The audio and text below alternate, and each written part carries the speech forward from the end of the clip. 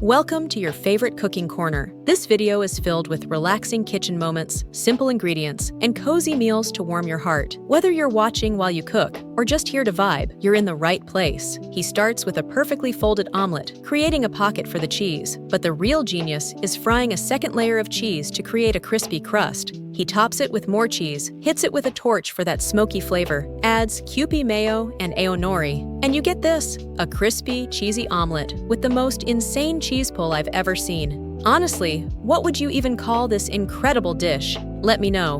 Let's break down these classic Hawaiian chicken skewers. The marinade is key. Pineapple juice is a brilliant natural tenderizer for the chicken breast, paired with BBQ sauce for smokiness and a little sriracha for a kick. As it cooks on the griddle, he bastes it with that reserved marinade. That's a pro move to build a beautiful, sticky glaze and keep the chicken incredibly juicy. Perfect char, perfect flavor. This is the art of royal Thai desserts, and the skill level is next level. This dish is called dara thong, or golden stars. The base is a simple dough of rice flour and egg yolk, while the crown is made from a paste of rice flour, glutinous rice flour, egg, and coconut milk, all cooked down to a thick, rich custard. But the real artistry is the hand-sculpted shape and the delicate candied melon seeds, a truly stunning masterpiece. What's the most beautiful dessert you've ever seen? This is what peak efficiency in a professional kitchen looks like. It's all about that wok hei, the breath of the wok, that incredible flavor from intense heat. His portion control is absolutely flawless. He's plating a dozen dishes with perfect consistency,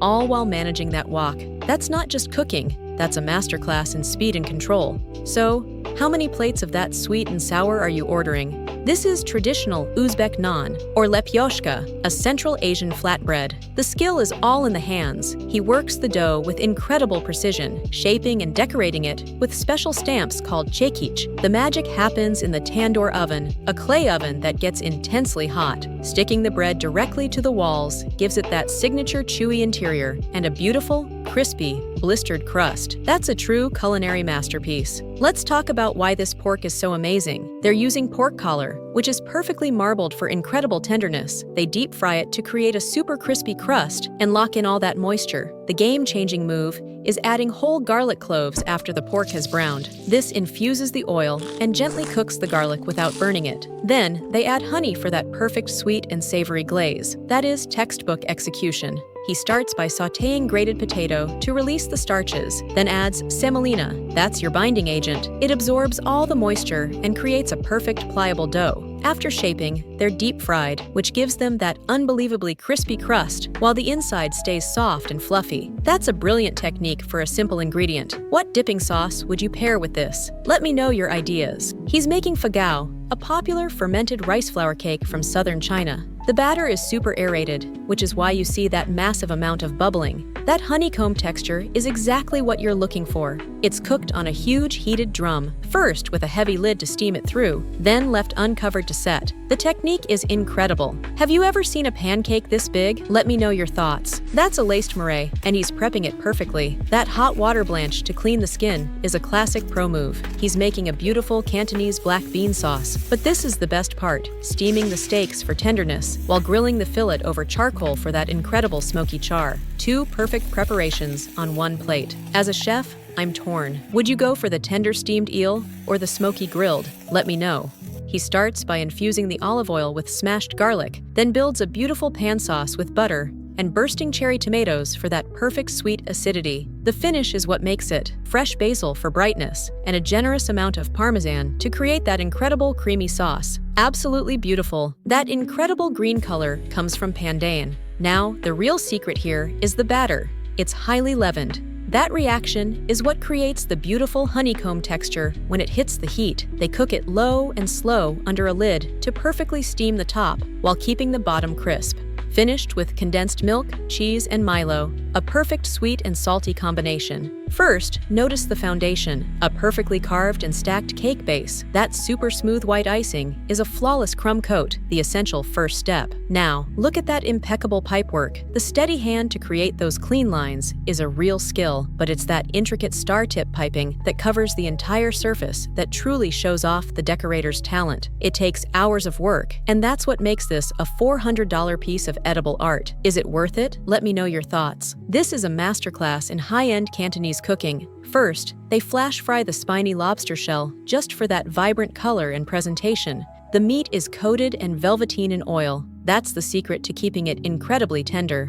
Then, into a clean wok with aromatics for that classic wok hay flavor before building the final sauce. The result is a stunning, perfectly cooked lobster. So, what do you think this incredible dish costs? Drop your guess below. Let's break down this 3-ingredient rice cooker cake. He starts by making a quick ganache with just chocolate and milk in the microwave. Now, the genius part, using pancake mix. That's your flour, sugar, and leavening all in one. The real secret here is the rice cooker. It steams the cake, which is why it comes out so incredibly moist and dense. Honestly, for a shortcut recipe, that texture looks absolutely perfect. The prep here is flawless. He's Frenched the drumstick perfectly. After a heavy coating of BBQ rub, he wraps it in bacon for flavor and moisture. Now, the technique. Hanging them in the smoker ensures an even cook, and the foil on the bone is a pro move to prevent burning. He finishes them with a sweet and spicy BBQ glaze to get that perfect sticky crust. Look at how juicy that is. Absolutely textbook execution.